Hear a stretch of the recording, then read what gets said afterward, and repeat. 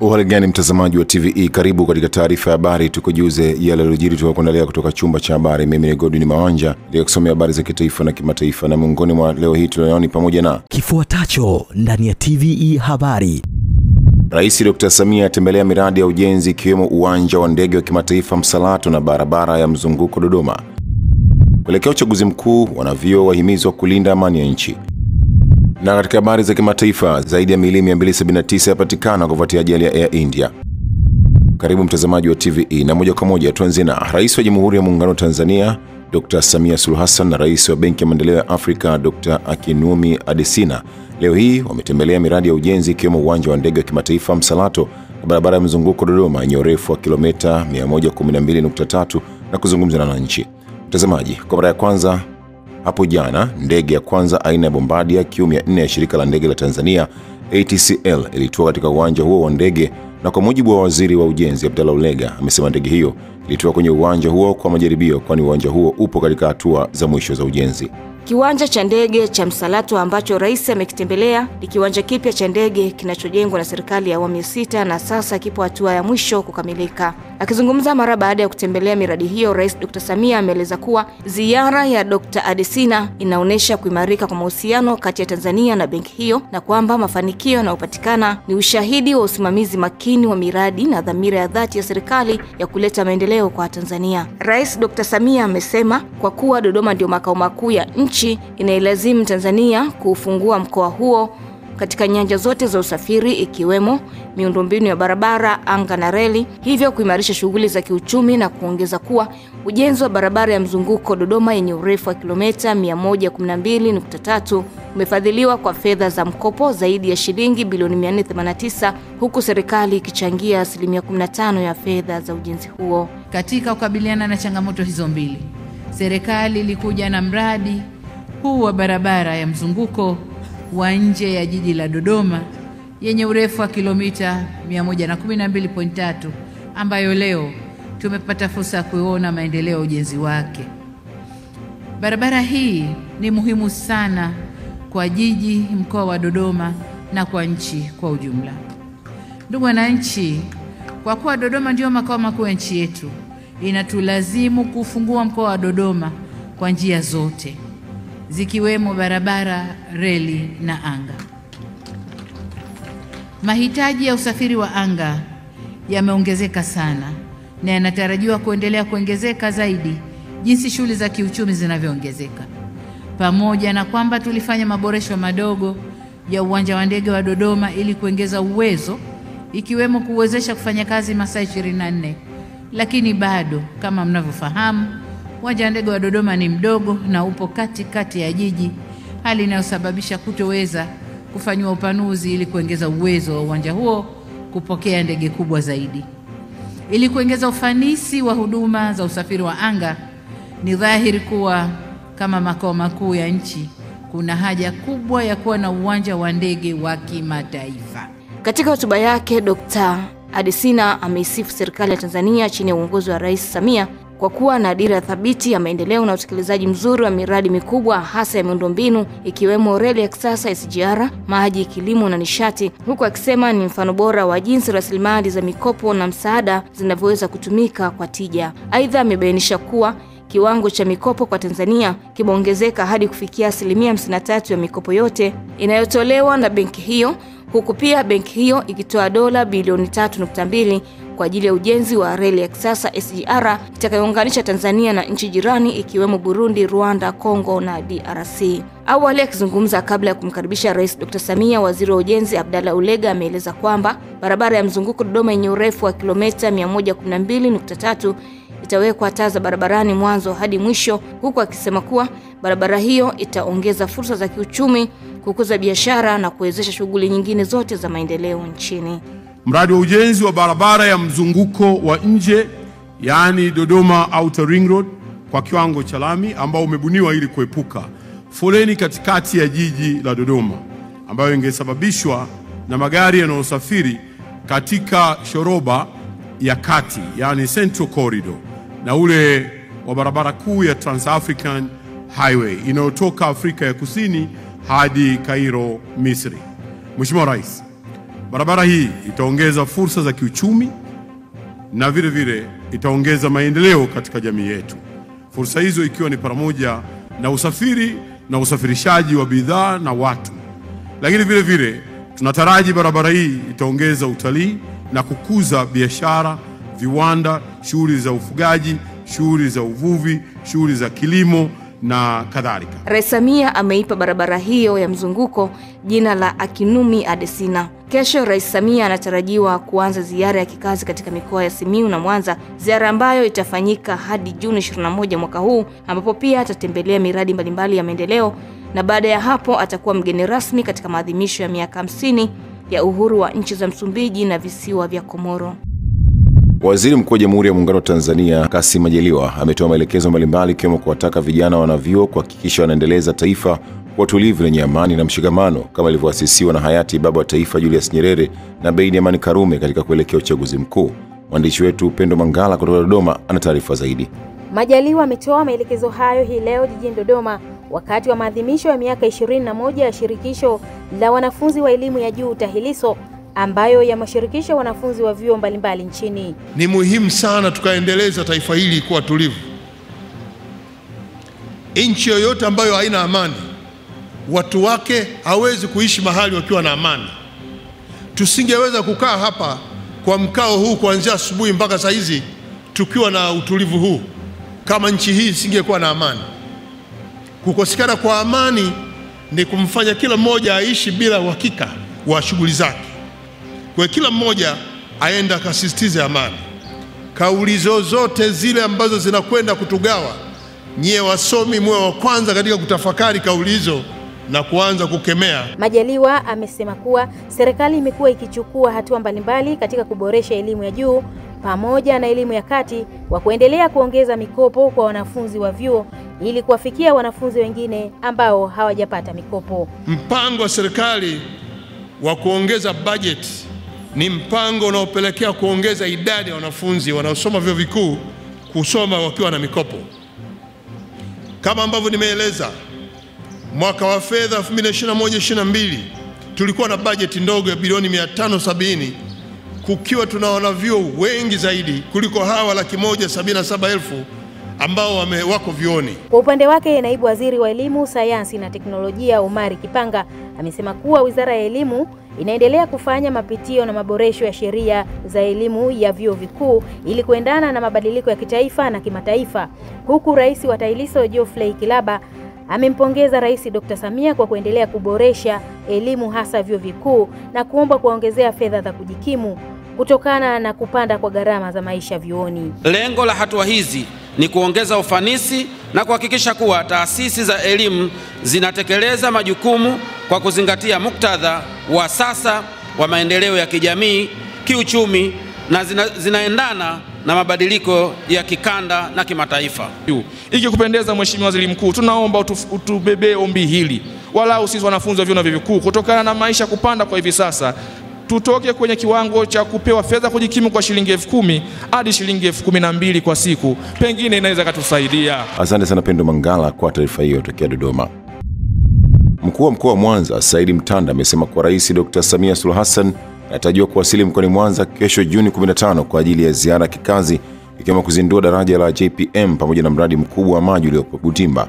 Emmanuel Meshak ameandaa taarifa zaidi. Mtanda ameyasema hayo mara baada ya vikundi mbalimbali kutoka mkoa wa Mwanza na Shinyanga kufika katika daraja la JPM wakiongozwa na mkuu wa mkoa, lengo ikiwa ni shamla za kuelekea kuzinduliwa kwa daraja hilo. Tarehe 19 kuanzia saa 4 asubuhi kwenye vile viwanja vya chuo cha Kaluande pale Misungwi, wananchi wote wa Sengerema watavuka daraja hili kuelekea pale na Watanzania wote watakuwa pale. Kwa hiyo ni lazima tuje mapema kwa sababu itakuwa ni siku ya historia. Tarehe 19 rais wetu kuanzia saa 4 wananchi wakishakusanyika atakuja pale kwa ajili ya kuzindua daraja hili, lakini na kuzungumza na Watanzania kupitia mkutano pale. Tarehe 20 Mheshimiwa Rais atazindua mradi wa maji wa Butimba wenye thamani ya bilioni 71. na Mheshimiwa DC anafahamu kwamba mradi wa maji wa Butimba ambao sasa tunaendelea kwa hatua ya pili utaondoa maji kutoka kule Nyamagana, utaleta pia kwenye wilaya ya Misungwi maeneo ya Nyashishi, Kisesa, huko mradi huo utakwenda. Tayari tunachukua maji kutoka Ziwa Victoria. Sasa hivi tunaendea kwenye awamu ya kusambaza miundombinu ya maji. Hatuna shida ya chanzo cha maji. Kwa upande wake, mkuu wa wilaya ya Misungwi Johari Samiz ameeleza lengo kubwa la vikundi hivyo kufika na kukimbia mbio katika daraja hilo, huku akiendelea kuwaomba wananchi kujitokeza kwa wingi Juni 19 mwaka huu katika zoezi la uzinduzi. Kwa nini tumealika makundi tofauti kutoka sehemu tofauti inayozunguka eneo hili la daraja? Sababu daraja hili halinufaisha wana Misungwi peke yake. Daraja hili kama mnavyofahamu ni mradi wa kimkakati, ni mradi wa kitaifa, lakini sisi kwa sababu ni sehemu ya daraja, kwa maana ardhi ya Misungwi imepitiwa na daraja hili, kwa maana hapo ziwani, tukaona tusiende kimya kimya. Tuanze kwa hili, tushirikishe makundi tofauti tofauti. Na kila mtu alikuwa na shauku afike katikati ya daraja ashuhudie kile kinachozungumzwa, kinachopromotiwa kwamba daraja limekamilika. Ni kweli. Nafikiri kama tunavyosema mwenye macho haambiwi tazama, basi kila mtu leo ambaye Mwenyezi Mungu amemjalia uzima wa macho ameshuhudia mambo makubwa aliyofanywa na Rais wetu wa Jamhuri ya Muungano wa Tanzania Daktari Samia Suluhu Hassan katika ukamilishaji wa daraja hili la Kigongo Busisi. Naye mwenyekiti wa Chama cha Mapinduzi CCM wilaya ya Misungwi Emmanuel Masangwa pamoja na mmoja wa washiriki wa zoezi hilo wameipongeza serikali kwa kukamilisha ujenzi wa daraja hilo, kwani linakwenda kuondoa adha kubwa kwa wananchi. Tumehakikisha sisi wenyewe kwa macho yetu tumevuka daraja limeshakamilika, na tarehe 19 mwezi wa 6 Mheshimiwa Rais na mwenyekiti wa Chama cha Mapinduzi Daktari Samia Suluhu Hassan anakuja kuzindua. Kwa hiyo sisi tuwatangazia wanamwanza, ni moja ya fursa kubwa ambayo tumeipata. Kwa hiyo tunasema kwamba utekelezaji wa Irani na kazi kubwa ambazo zinaendelea kufanywa na Mheshimiwa Rais kuhakikisha kwamba miradi yote mikubwa ya kimikakati ambayo imetekelezwa na yeye na serikali yake ya awamu ya 6 imekamilika. Leo nimeshiriki katika jogging iliyoandaliwa na wilaya ya Misungwi, ambapo mgeni wa heshima alikuwa ni mkuu wa mkoa wa Mwanza, na dhima ya jogging hii ikiwa ni kuhamasisha ushiriki wa wananchi katika mapokezi ya ufunguzi wa daraja la Kigongo Busisi. Kupitia jogging hii nimejifunza vitu mbalimbali. Kwanza kabisa nimefanya mazoezi ya mwili, kama tunavyofahamu mazoezi ni afya na tunahamasishwa katika hilo, lakini pia nimepata nafasi ya kuliona daraja kwa macho yangu mwenyewe. Asante sana Emmanuel Meshak kwa taarifa hiyo. Serikali imeweka wazi dhamira yake ya kuimarisha mifumo na mikakati ya kukabiliana na maafa kwa lengo la kulinda maisha ya wananchi na kuimarisha ustawi wa jamii nchini. Zaidi tuungane na Recho Chacha. Kauli hiyo imetolewa jijini Dar es Salaam na Katibu Mkuu Ofisi ya Waziri Mkuu, Sera, Bunge na Uratibu, Dr. Jimmy Yonazi wakati wa hafla ya kufunga mafunzo ya wakufunzi kuhusu usimamizi wa hatari zinazotokana na maafa, ambapo mafunzo hayo yameandaliwa na Jumuiya ya Nchi za Ukanda wa Bahari ya Hindi IORA kwa kushirikiana na Shirika la Maendeleo la Uturuki TIKA, Shirika la Msalaba Mwekundu la Uturuki na Wizara ya Mambo ya Nje na Ushirikiano wa Afrika Mashariki. Dr. Yonazi amesema kuwa hatua madhubuti zimechukuliwa katika kuimarisha uwezo wa taifa na ukanda mzima wa IORA ili kudhibiti maafa kwa njia ya mafunzo ya kitaalam, ushirikiano wa kimataifa na uwekezaji kwenye utayari wa jamii. Yetu imekuwa mwenyeji wa mafunzo ya kujenga utayari wa kukabiliana na vihatarishi na majanga katika mazingira mbalimbali. Na hapa tumepata washiriki kutoka nchi 11 duniani ambao wamekuja kushirikiana nasi katika mafunzo haya. Tunawashukuru wenzetu wa Uturuki ambao wameshirikiana nasi katika mafunzo haya, na mafunzo haya yamelenga zaidi katika kujenga uwezo wa namna ya kuwashirikisha viongozi wa kijamii mpaka ngazi ya chini kabisa katika kukabiliana na majanga. Kwa upande wake, balozi wa Uturuki nchini Tanzania Bakir Geza ameeleza kuwa serikali ya nchi yake itaendelea kushirikiana na Tanzania katika kuimarisha uwezo wa kukabiliana na maafa, ikiwemo kutoa vifaa na msaada wa kiufundi. Na leo tumeweza kupiga hatua nyingine katika kukuza ushirikiano kati ya serikali ya Uturuki na ya Tanzania. Ben yeni Türkiye Büyükelçisi olarak her konuda Tanzanya halkına yardımcı olmak konusunda ülkemin, vatandaşlarımın ve devletin desteğiyle burada bulunuyor.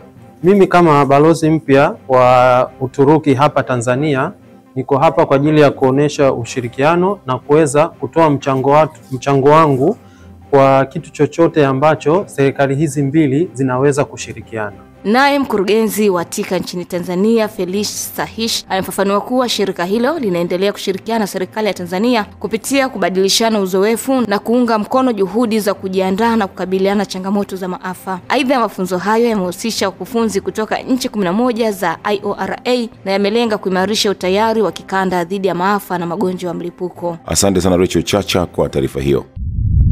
Madiwani wa halmashauri ya wilaya ya Kishapu mkoani Shinyanga wamepitisha bajeti ya shilingi bilioni 1 zilizotolewa na mgodi wa Almasi Mwadui kupitia mpango wa wajibikaji wa makampuni kwa jamii CSR kwa mwaka wa fedha 2024-2026 kwa ajili ya utekelezaji wa miradi ya maendeleo na ustawishaji wa maendeleo katika jamii inayozunguka mgodi huo.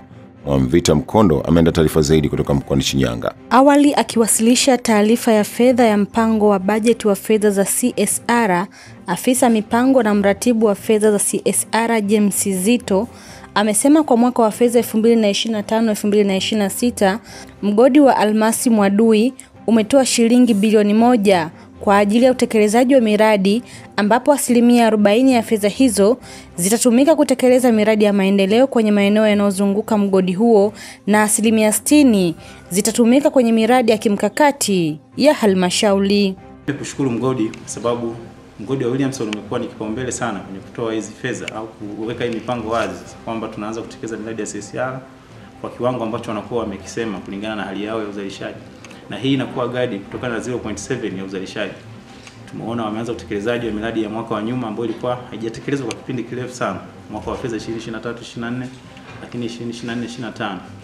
Pamoja na kwamba wana changamoto mbalimbali zinazopitia kiuchumi, ikiwa ni pamoja na kushuka kwa bei ya almasi katika soko la dunia, bado wameendelea kutenga fedha kidogo kidogo na wameweka mikakati kuhakikisha kwamba kila wanapouza mzigo basi utapata US dola isiyopungua 150 kwa ajili ya kutenga kwa ajili ya fedha kwa ajili ya kutekeleza miradi ya CSR. Mkurugenzi mtendaji wa halmashauri ya wilaya ya Kishapu Emmanuel Johnson amewasihi madiwani kuendelea kusimamia utekelezaji wa miradi hiyo na kuepuka migogoro inayoweza kusababisha mgodi huo kusitisha utoaji wa fedha hizo.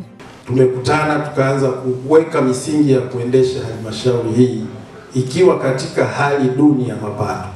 Nakumbuka mwaka 2021 halmashauri yetu ilikusanya mapato ya ndani ya shilingi bilioni 1.2. Lakini leo tunazungumza tukiwa tumefika kwenye wigo tunakusanya shilingi bilioni 3 na point. Kwa mheshimiwa mwenyekiti, mna kila sababu kutembea kifua mbele.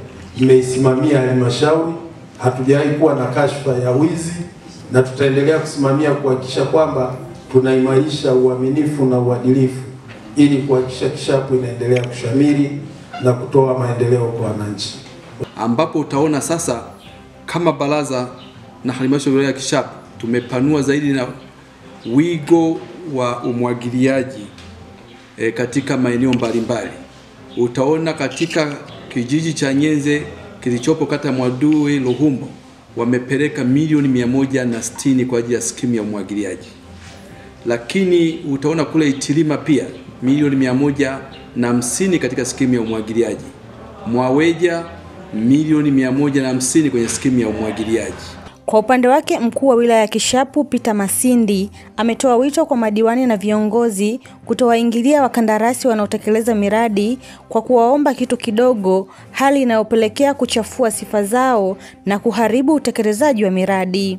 Kumekuwa na tabia ambao si rasmi sana inazungumzwa kwamba wapo baadhi ya viongozi wanajaribu kushirikiana na wakandarasi au wazabuni au makampuni kwa ajili ya kuhakikisha kwamba na wao wanapata kiasi kidogo kidogo kutoka kwenye hizi fedha. Fedha hizi sio za mgao. Fedha hizi ni za wananchi. Fedha hizi ni za maendeleo. Wasijiingize kabisa hata kidogo. Lengo letu katika sekta katika tasnia ya kimkakati ni kwamba fedha zile zikazalishe. Tunapokwenda kumwagilia mashamba ya mpunga, tunatenda kutengeneza fedha. Wakulima wetu watalima mpunga, watauza ile zao la mpunga, watapata fedha, watatengeneza fedha. Tutakuwa na uwezo sisi kama halmashauri kutoza ushuru kwa lengo la kuingiza mapato ya halmashauri yetu. CSR katika maeneo yanayozunguka mgodi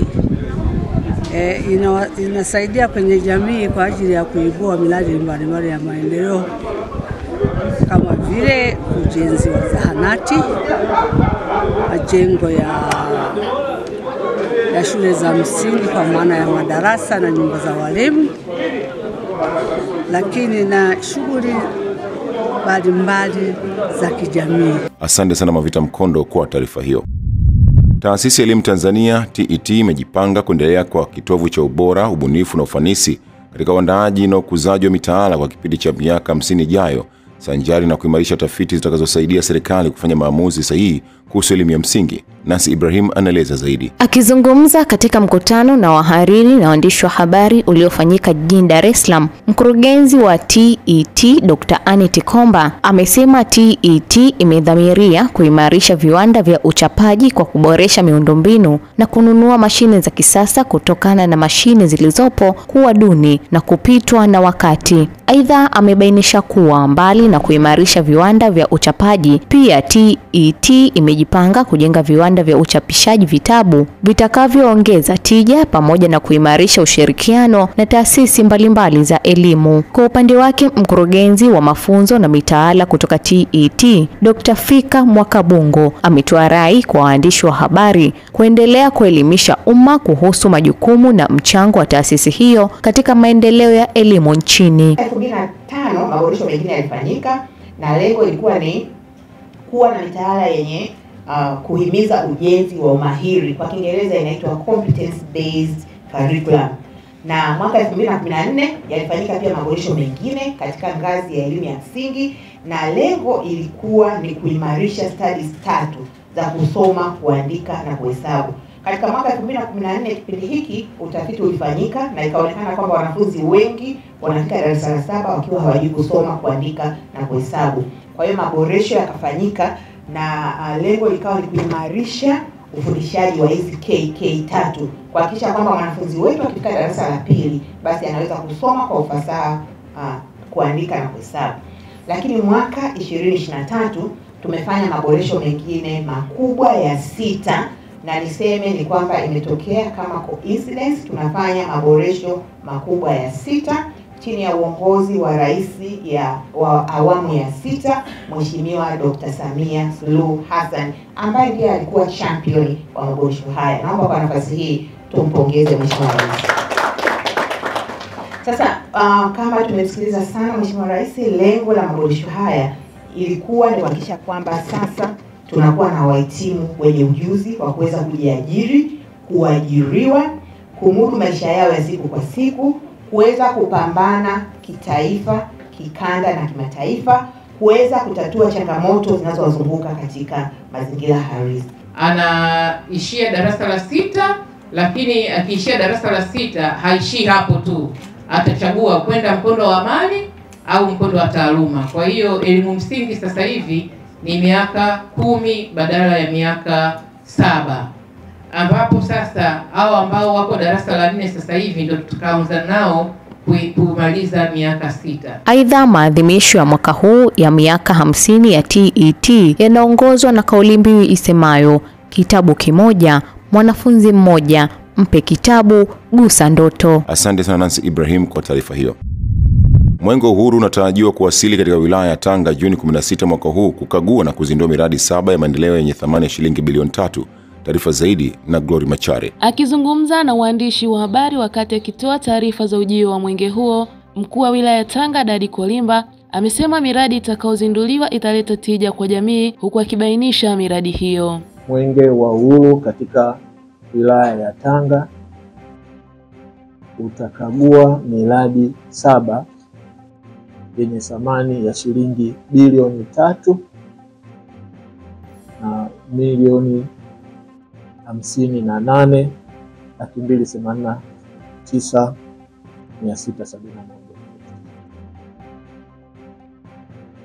Na miradi hii 7 ambayo utakaguliwa, mradi wa kwanza ni ujenzi wa madarasa 4 ya ghorofa, lakini matundu 13 ya vyoo na ofisi katika shule ya msingi Buyuni, ambao mradi huu una thamani ya shilingi milioni 388. Lakini pia Mwenge wa Uhuru utafungua pia madarasa mawili ya mfano ya shule ya msingi Mwakibila. Madarasa haya yana thamani ya shilingi milioni 70,100,000. Mwenge wa Uhuru pia utafungua ofisi ya kata Tongoni kwenye thamani ya shilingi milioni 85. Lakini pia utafungua barabara ya Sahale ambayo imejengwa kwa awamu mbili, ya kwanza na ya pili. Barabara yenye kiwango cha lami urefu wa mita 600 ambao umegharimu milioni 480. Aidha, Mheshimiwa Kolimba amewataka wananchi kujitokeza kwa wingi ili kujionea miradi iliyotekelezwa na serikali. Asante sana Glory Machare kwa taarifa hiyo. Imeelezwa kuwa kati ya wagonjwa 10 wa saratani wanaofika katika taasisi ya saratani ya Ocean Road, watu 6 wanakutwa na tatizo la saratani ya mlango wa kizazi, hasa wanawake, huku 3 hadi 4 wakikumbwa na tatizo la saratani ya matiti.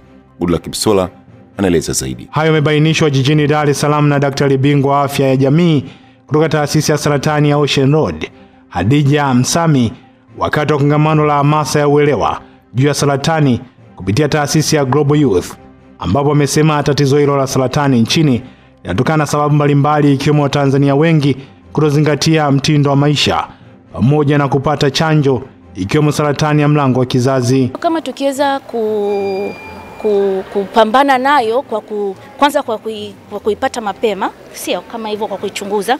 Pili, kuna mpango mwingine mkubwa ambao unaendelea wa kuchanja wasichana huko mashuleni na wapi. Kwa hiyo itakuwa sijatenda haki kama nisipokuwa nimetoa wito kwenye hilo kwamba liendelee kwenye jamii, sio kwamba wasichana watapoenda kupata hiyo chanjo, maana yake ni kwamba watakuwa wamejikinga hapo baadaye kwenye kupata hiyo saratani ya mlango wa kizazi. Umeona? Kwa hiyo yani siku zote nitaanza kwanza kwa kusisitiza kuhusu saratani ya mlango wa kizazi, kwa sababu fikiria kama ukiweza kutoa katika wanawake, katika watu wanaokuja wenye saratani, watu 10, watu 3 mpaka 4 wote ni saratani ya mlango wa kizazi. Tukisema kwamba tumeitoa hiyo kabisa, sio kama kwenye saratani zinazokuja kwa kutokana na kwamba wote ambao walitakiwa waje pale kwa kuumwa walikuwa wameshatibiwa kabla au mfano kama chanjo ikaja ikapunguza hizo. Umeona? That italeta a significant change kwenye taswira nzima ya saratani. Kwa upande wake, Amina Sanga pamoja na Edgar Gaspar kutoka taasisi ya Global Youth wamesema nia ya kuja na kongamano hilo ni kukuza uelewa wa wananchi wa Tanzania juu ya saratani, pamoja na kuzindua kitabu ambacho kitatumika kutoa elimu kwa jamii juu ya masuala mbalimbali ya saratani. Tunajua katika moja kati ya changamoto iliyopo katika nchi yetu ni magonjwa yasiyoambukiza, na moja ya huo ugonjwa ni kansa au saratani.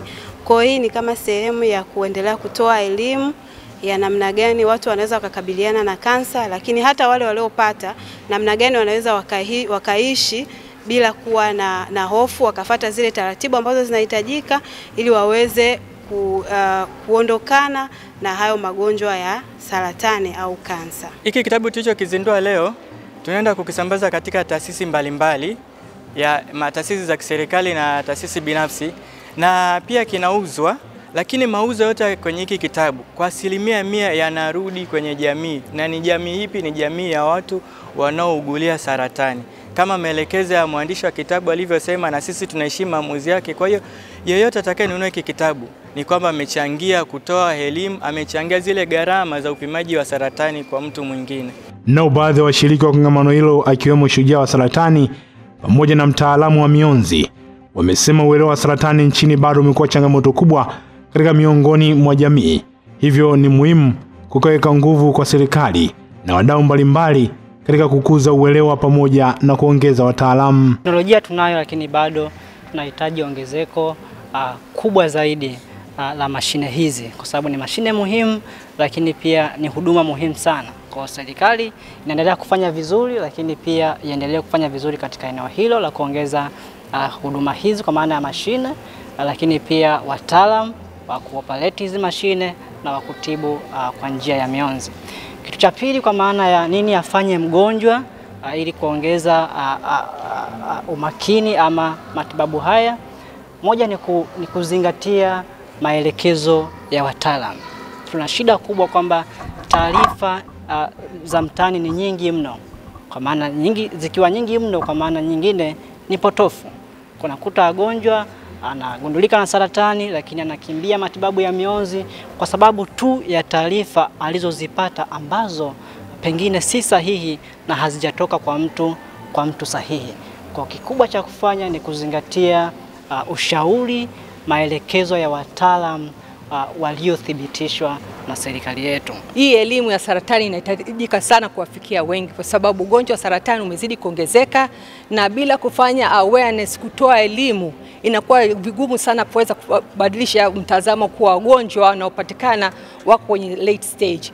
Kwa kuona hii mjadala huu wa siku ya leo wa kuelimisha jamii kwa habari ya saratani ni muhimu sana, kwa sababu hii elimu ikiwafikia watu wengi, tunaweza sana kuokoa maisha ya watu wengi na kupata wagonjwa ambao katika wako kwenye hatua za awali ambao ni rahisi kupata tiba. Asante sana Goodluck Msolla kwa taarifa hiyo. Halmashauri ya wilaya Geita inaendelea kung'ara kitaifa baada ya kupata hati safi miaka miwili mfululizo, sanjari na kuvuka lengo la makusanyo ya mapato ya ndani kwa mwaka wa fedha unaoishia Julai 2025, hatua inadhihirisha uimara wa mifumo ya usimamizi na uwajibikaji. Taarifa na Joel Maduka kutoka Geita. Kauli hiyo imetolewa na mkuu wa mkoa wa Kagera Ajati Fatuma Musa aliyekuwa akizungumza kwa niaba ya mkuu wa mkoa wa Geita wakati wa mkutano maalum wa baraza la madiwani ya halmashauri hiyo uliolenga kujadili taarifa ya utekelezaji wa mapendekezo ya mdhibiti na mkaguzi mkuu wa hesabu za serikali CAG kuhusu hesabu za mwaka wa fedha 2023-24 ulioisha Juni 30, 2024. Amesema hatua hiyo ya mafanikio imechangiwa kwa kiasi kikubwa na kuimarishwa kwa makusanyo ya mapato ya ndani kutoka shilingi bilioni 4 hadi kufikia zaidi ya shilingi bilioni 11. Mmetoa mapato ya ndani kutoka bilioni 4 mpaka bilioni 11. Hili ni ongezeko la karibu 300%. Sifikirii kama kuna halmashauri nyingine imepiga hatua kubwa kwa kasi kama nyinyi. Hongereni sana. Hili ni jambo kubwa na la kujivunia sana, na lazima tuwapongeze sana. Kilichobaki sasa ni kupambana kuhakikisha haya makusanyo yanatumika vizuri ili yakazae matunda, tuinue uchumi wa halmashauri yetu. Kwa upande wake, mwenyekiti wa halmashauri ya wilaya ya Geita Charles Kazungu amesema kuwa umoja na mshikamano uliopo kati ya baraza la madiwani na watumishi wa halmashauri pamoja na usimamizi madhubuti wa maduhuri ya serikali vimechangia kwa kiasi kikubwa mafanikio hayo. Ni umoja tulionao kati ya baraza la madiwani pamoja na watumishi wanaotoka ofisi ya mkurugenzi, lakini kamati ya fedha jinsi inavyosimamia utekelezaji wa shughuli za maendeleo na usimamizi mzuri wa majuhuri ya serikali. Kamati ya fedha ndio yenye jukumu kubwa kwa niaba ya baraza la madiwani, ambayo kila mwezi ipo kwa ajili ya kuangalia nini kimefanyika, kuna mapungufu gani, nini tufanye. Nao baadhi ya madiwani wamesema mafanikio ya kupata hati safi kwa halmashauri hiyo yamechangiwa na mchango wa madiwani katika kusimamia shughuli za maendeleo kwa kushirikiana kikamilifu na watendaji na wakuu wa idara. Asante sana Joel Maduka kutoka Geita. Chama cha Mapinduzi CCM kimeonya hatua ya baadhi ya wanachama wa chama hicho kutumia fedha kwa ajili ya kushinda nafasi za wagombea wa nafasi mbalimbali katika mchakato wa uchaguzi ikiwemo wabunge na madiwani. Goodluck Msolla ameandaa taarifa zaidi. Akizungumza katika kongamano la vijana wa Chama cha Mapinduzi wilaya Temeke kuelezea utekelezaji wa ilani ya Chama cha Mapinduzi, Katibu wa NEC Organization Isa Haji Usi maarufu kama Gavu amesisitiza chama hicho hakitombeba mgombea ambaye atakosa sifa pamoja na kutokubalika, huku akisisitiza uongozi wa Chama cha Mapinduzi utazingatia haki pamoja na kukubalika kwa mgombea katika mchakato wa kupata wagombea wa nafasi ya ubunge na udiwani. Alikuwa amejiandaa, awe na kikapu, awe na begi, awe na gunia la fedha. Fedha hizo hazina nafasi za kununua uongozi ndani ya chama chetu. Tutakurejesheni viongozi wenye sifa, uwezo na ari ya kuja kupigania chama chetu, Chama cha Mapinduzi. Chama hiki wenyewe ni wanyonge, wafanya kazi, wakulima, wavuvi na wengineo. Hakitodiriki chama chetu kuwa chama cha tabaka na matajiri, wala hakitodiriki chama chetu kuwa chama tabaka cha watu malofu. Chama hiki ni chama cha wote. Awe tajiri ana nafasi kwenye CCM, awe masikini ana nafasi kwenye CCM. Viongozi tutakaowaleta kwenu, tunawahakikishia tutakuleteeni viongozi wasafi, wenye sifa, wenye uwezo na utayari wa kwenda kuwatumikia watu. Kwa upande wake, Zena Mgaya, mwenyekiti wa Chama cha Mapinduzi wilaya ya Temeke, pamoja na baadhi ya viongozi wa umoja wa Chama cha Mapinduzi katika ngazi mbalimbali, wamesema wanashukuru kwa utekelezaji wa miradi mbalimbali ya maendeleo kupitia ilani ya Chama cha Mapinduzi pamoja na utawala bora ambao umeonyeshwa na Rais wa Tanzania, huku akilaani hatua ya baadhi ya vyama vya upinzani nchini kutweza utu na kufanya vitendo ambavyo vinaashiria uvunjifu wa amani. Wasia wangu mama yenu kwenu vijana, tusijeze, tusifuatishe, twende tukafuate yaliyo mema. Sasa hivi vijana kuna mambo mengi, ukiangalia kwenye mitandao ya kijamii unaweza ukasema simu hii naweza nikaitupa, lakini wanaohusika na mambo mengi yasio na maana ni vijana waliopotoka katika maadili. Lakini na hakika vijana wale waliopotoka katika maadili si vijana wa Chama cha Mapinduzi. CCM oyee! Mkoa wa Dar es Salaam kama lilivyo jina lake, mkoa uko salama. Tunayo mashirikiano ya dhati kati ya jumuiya na jumuiya zingine, lakini jumuiya na Chama cha Mapinduzi, lakini tunao mahusiano makubwa na serikali. Ndio maana leo hii umeona viongozi mbalimbali na waandamizi mbalimbali wa serikali wako hapa. Mheshimiwa mgeni rasmi, nami nitaungana na wenzangu kuendelea kumpongeza sana Mheshimiwa Rais Daktari Samia Suluhu Hassan kwa kazi kubwa aliyoifanya kwa kipindi cha miaka hii minne, na ukizingatia katika ilani iliyopita ya 2020-2025 vilikuwepo vipaumbele takriban 6, na kipengele kikubwa ambapo tunaizungumzia kwa mkoa wa Dar es Salaam kimetekelezwa kwa ufanisi mkubwa ni kile kipengele cha pili, ambao katika kukuza uchumi wa kisasa, uchumi ambao utakuwa fungamanishi, lakini uchumi jumuishi pamoja na uchumi shindani. Yetu ni kuhakikisha Oktoba hayo tutayafanya kwa vitendo. Sababu tunayo, nia tunayo, yameshaelezwa. Miradi mbalimbali imeshaelezwa namna ambavyo yametekelezwa. Naye afisa mipango kutoka manispaa ya Temeke pamoja na Dr. Silieli Mchembe, mlezi wa umoja wa vijana wa Chama cha Mapinduzi vyuo vikuu vya Dar es Salaam, wamesema katika miaka minne ya uongozi wa Rais Dr. Samia, vyuo vikuu nchini vimeweza kunufaika kwa kupata miradi ya ujenzi wa madarasa pamoja na mikopo, huku manispaa ya Temeke ikieleza kupokea zaidi ya shilingi bilioni 268 kwa ajili ya utekelezaji wa miradi mbalimbali ya maendeleo. Asante sana Goodluck Msola kwa taarifa hiyo. Mtazamaji, hii ni taarifa ya habari na mimi ni Godwin Mawanja. Tupate mapumziko mafupi kisha tutaendelea na taarifa ya habari.